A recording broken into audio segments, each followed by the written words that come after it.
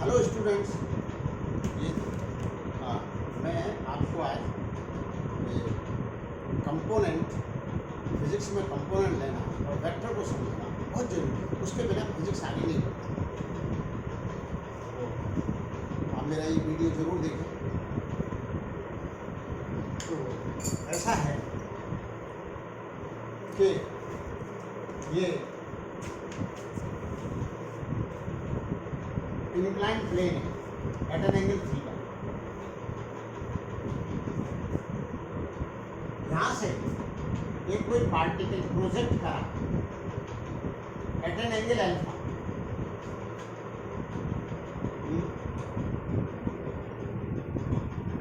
You velocity से करा। अब इस प्रॉब्लम को अपन, हाँ पहले तो ये है कि प्रॉब्लम क्या है, ये तो बताना होगा ना कि प्रॉब्लम क्या है। तो इंक्लाइंड प्लेन पर इसकी रेंज क्या होगी, मतलब रेंज मतलब ये कहाँ जाके गिरेगा, ये डिस्टेंस क्या होगा, इसको कैसे करा जाए। अब हम क्या कर सकते हैं कि इसके वेलोसिटी को रिजॉल्व कर लो, इसको रिजॉल्व कर लो along the plane and perpendicular to the plane. अब ये अल्फा है, ये बोला जाएगा u cos अल्फा और u sin अल्फा। ये u cos अल्फा और u sin अल्फा का मतलब ही ये है कि u velocity at an angle alpha with the inclined plane. तो इसकी जगह इनको लेना होता है बस। फिर आप कहोगे ये कंपोनेंट क्यों लिया करते हैं, बात भी आपका कहना सही है कि अपने को ये डिटरमाइन करना है कि इस पर कहाँ जाके गिरेगी। तो जब ये डिस्प्लेसमेंट पता करना है तो इधर वेलोसिटी का कंपोनेंट लेना ही पड़ेगा। अब डिस्प्लेसमेंट, अब जी के भी कंपोनेंट लेने पड़ेंगे। जी यो है, जी यहाँ बना लो जी को, ये जी इधर। तो जी के component along the plane and perpendicular to the plane, along the plane जो कंपोनेंट है वो ये थीटा एंगल है, ये 90 माइनस थीटा है, ये थीटा है तो ये जी कॉस थीटा है और ये जी साइन थीटा है। तो ये कहाँ जाके इस पे स्ट्राइक करेगी, ये कैसे प्रॉब्लम को डील करा जाए, स्टूडेंट्स के कैसे दिमाग में आवे कि ये ऐसा होगा। तो ये कहीं भी गिरे, लेकिन ये तो पक्की बात है कि परपेंडिकुलर डायरेक्शन में जो डिस्प्लेसमेंट है वो जी होगा। तो हम एक equation of motion along perpendicular to the plane बनाएंगे और एक along द प्लेन बनाएंगे और एक परपेंडिकुलर टू द प्लेन बनाएंगे। और जब परपेंडिकुलर टू द प्लेन बनाएंगे तो उसमें डिस्प्लेसमेंट का मान 0 कर देंगे। उससे टाइम आ जाएगा कि इतने टाइम पर गिरेगी। हमको ये नहीं पता कहाँ गिरेगी along द प्लेन, पर ये जरूर पता है कि परपेंडिकुलर टू द प्लेन जो डिस्प्लेसमेंट है वो 0 है। तो हमेशा कोई भी प्रॉब्लम जो सॉल्व करी जाती है उसमें काम क्या आता है, नोन पैरामीटर्स। तो नोन से ही हमेशा अननोन पर पहुंचा जाता है। जैसे आपसे कोई पूछे आपका घर का एड्रेस,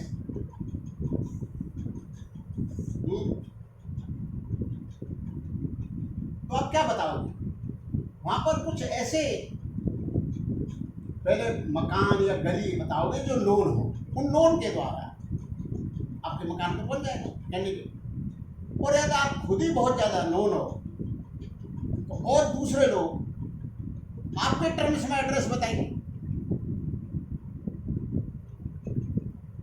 ऐसे यहाँ होता है। तो हमें नोन क्या है, नोन ये है जो परपेंडिकुलर डिस्प्लेसमेंट है 0। अब परपेंडिकुलर वाला इक्वेशन कैसे बनाया जाए,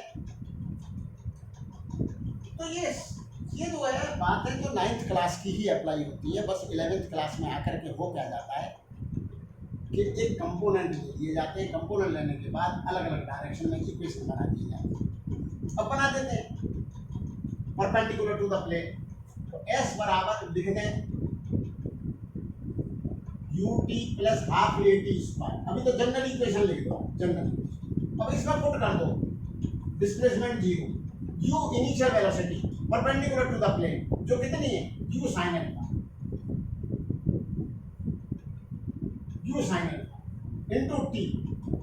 अब आप देखिए g perpendicular to the plane जो कि इधर आपने पॉजिटिव माना है, ये डायरेक्शन पॉजिटिव मानी और यो वाली पॉजिटिव मानी है x एक्सिस, ये x मान लो इस एक्सिस को, इसको y है, दिस इज पॉजिटिव मानी। तो ये एक्सेलरेशन अपोजिट मतलब नेगेटिव वाई में, तो ये माइनस पुट होगा, minus half G cos theta T square. इससे टी के दो मान आ गए, साफ दिख रहे हैं। ये टी का मान 0 से भी सेटिस्फाई है, तो आप बोलोगे जो 0 से सेटिस्फाई है तो वो बात भी सही है, क्योंकि स्टार्टिंग में भी इसका डिस्प्लेसमेंट 0 था, फिर ये प्लेन से ऊपर उठा पार्टी के, फिर गिर गया प्लेन। तो टी इक्वल टू 0 अपने को नहीं लेना है, क्योंकि अपने को ये पोजीशन नहीं डिटरमाइन करनी, ये तो पता ही है स्टार्टिंग की है। हमें जब दूसरी बार कहाँ जाए गिरेगा इस पोजीशन को छोड़ करके वो पता करना है। तो उसके लिए टाइम का मान आ गया 2u sin alpha upon g cos theta, equation 1। Now second equation वही 9th क्लास का इक्वेशन, क्या s बराबर ut plus half A T square, value put कर दो विद साइन। s आपको पता करना है, s को x मान लो यहाँ पर, इसको अलोंग द प्लेन या ऐसे ही रहने दो, तो भी कोई बात नहीं है, आपको जैसा ठीक लगे वैसा कर लो।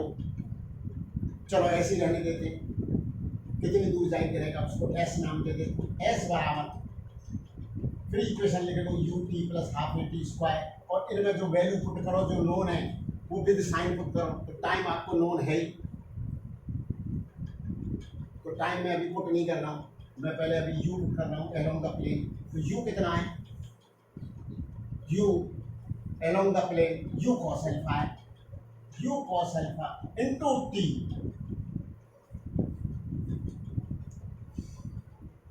प्लस, प्लस नहीं है ये, प्लस ही लिख देते हैं, अभी a को विद साइन पुट कर देते हैं क्योंकि यो पॉजिटिव माना है आपने, और इधर है g का component in the direction of motion, क्योंकि आपके ऊपर है कि आपने किधर पॉजिटिव माना है। ये पॉजिटिव माना है, ये पॉजिटिव पुट कर दी, फिर जी पुट होगा, जी का कंपोनेंट पुट होगा नेगेटिव, तो माइनस जी साइन थीटा टी स्क्वायर। अगर आपको ये आर चाहिए तो ये टी का मान यहाँ पुट कर दीजिए और सॉल्व कर लीजिए, और एस का मान आए कितनी दूर जाएंगे ये। अब मैं पुट नहीं कर रहा, इसको लिख देता हूँ, putting the value of t from equation second in first, we get range along the plane वाली रेंज बताएं। इसमें कुछ कंसेप्ट और बनाना चाहता हूँ, तो इसमें मैं जल्दी नहीं करना चाहता, क्योंकि बच्चा इन कंपोनेंट को, स्टूडेंट्स इन कंपोनेंट्स को नहीं समझ पाता, तो मैं तसल्ली से बताना चाहता हूँ। अब आगे प्रॉब्लम ये पूछी गई है, तो अभी जो पूछी गई थी अपने को दे रखा था कि जो इंक्लाइन प्लेन है वो किस एंगल पे, हॉरिजॉन्टल से वो थीटा डिग्री पे था, और फिर इंक्लाइन प्लेन से किस एंगल पे पार्टिकल को प्रोजेक्ट कराया था वो एंगल अल्फा दे रखा था, और किस वेलोसिटी से प्रोजेक्ट करा था वो u दे रखा, और पूछा ये गया था कि इंक्लाइन प्लेन पर वो रेंज क्या है। अब आप प्रॉब्लम सुनिए, अब ये u अल्फा एंड थीटा देकर के रेंज पूछ ली, लेकिन अब इस तरह से है कि u का मान क्या हो, u का मान क्या हो कि वो पार्टिकल इस इंक्लाइंड प्लेन पर परपेंडिकुलर गिरे। मेरी बात ध्यान से सुनो भैया, जो फिजिक्स है ये कंसेप्ट बेस्ड सब्जेक्ट है, समझ में आ जाने के बाद बहुत आसान लगता है और नहीं आता तो बहुत कठिन लगता है। तो इसमें शुरू में समझने की जरूरत है। क्या पूछा जाए कि यू क्या हो, alpha and theta are given, u क्या हो कि ये परपेंडिकुलर गिरे उस पर। देखो जब कुछ इक्वेशन तो क्या शो करते हैं कि कुछ चीज नोन होती है और कुछ अननोन होती है, तभी तो इक्वेशन है। तो नोन को जो जो नोन है उसमें पुट कर देते हैं इक्वेशन में, अननोन क्वांटिटी भी नोन हो जाती है। अब इसमें कि वो ये कहते हैं मैं थीटा डिग्री पर इंक्लाइन प्लेन है और अल्फा में प्रोजेक्ट करा है और यू से प्रोजेक्ट करा है और वो परपेंडिकुलर गिरे, तो कोई दादागिरी थोड़ी है। मतलब सब चीज तो आपने दे दी, फिर भी परपेंडिकुलर गिरे, तो फिर वो ऐसे पूछ लेगा कि आप यू अल्फा थीटा को रिलेट करो। ऐसा तो नहीं होगा कि कितना भी वेलोसिटी दे दे तो भी परपेंडिकुलर गिरे, ऐसा नहीं हो सकता। तो अपन देखते हैं क्या गिरा, परपेंडिकुलर। अब परपेंडिकुलर जब गिरे तो इसमें कुछ राज छिपा हुआ है जिसे बच्चे पकड़ नहीं पाते। आप कहोगे ऐसा क्या राज है, मैं धीरे बताना चाह रहा हूं, ऐसा क्या राज है इसमें। बार बार अपने दिमाग में लाइए, परपेंडिकुलर गिरे, इसका मतलब ये है जो वेलोसिटी का जो कंपोनेंट है जो अलोंग द प्लेन वाला जीरो हो जाए जब ये गिरे, और जिस समय बाई डिस्प्लेसमेंट व्हेन, इसमें एक राज है, व्हेन डिस्प्लेसमेंट अलोंग या perpendicular to the plane zero हो, इज जीरो, व्हेन ऐसा हो, देन तब क्या हो रहा हो,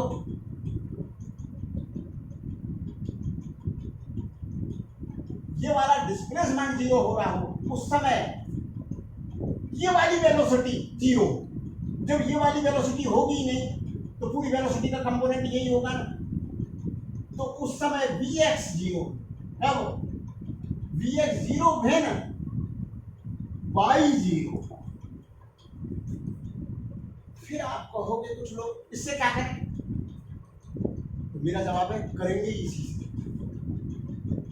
कि जब ये वाला कंपोनेंट वेलोसिटी का जीरो हो रहा हो तब उस समय गिरी हो, और जब उस समय जब गिरी होगी तो ये वाला डिस्प्लेसमेंट जीरो होगा, तो बाई को तो जीरो, तो इधर तो इक्वेशन लिखो डिस्प्लेसमेंट वाला और ये वाला इक्वेशन लिखो वेलोसिटी वाला। बोले ये कैसे लिखे जाते हैं, तो भैया अब तो तुम 11वीं में होगे या 12वीं में होगे, तो ये तो 9th क्लास के इक्वेशंस हैं।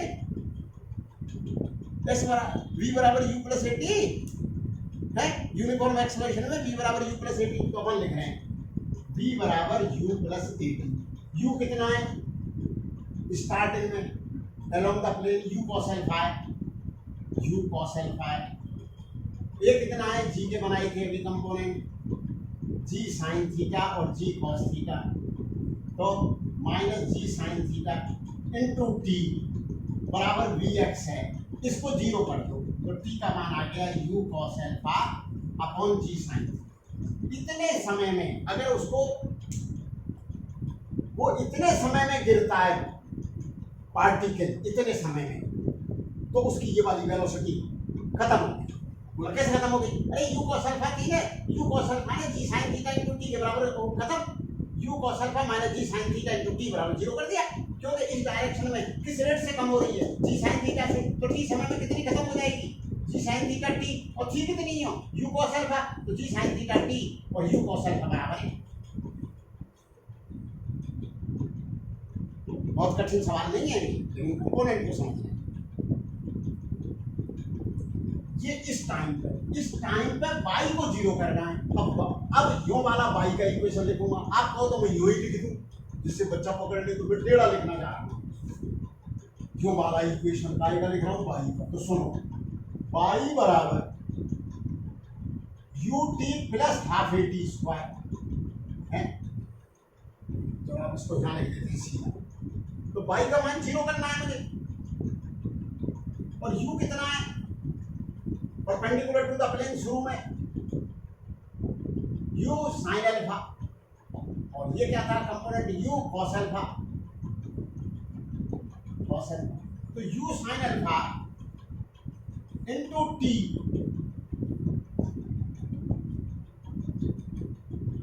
Sign alpha into T minus half G cos theta into T square बराबर 0 कर दिया।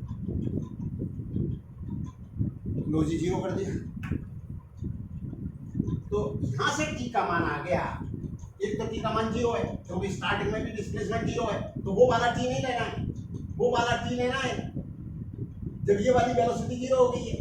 तो ये वाली वेलोसिटी इस टाइम पे 0 हुई है, वो टाइम ये रहा, तो दूसरा टाइम यहां से निकाला, तो टाइम तो सेम है।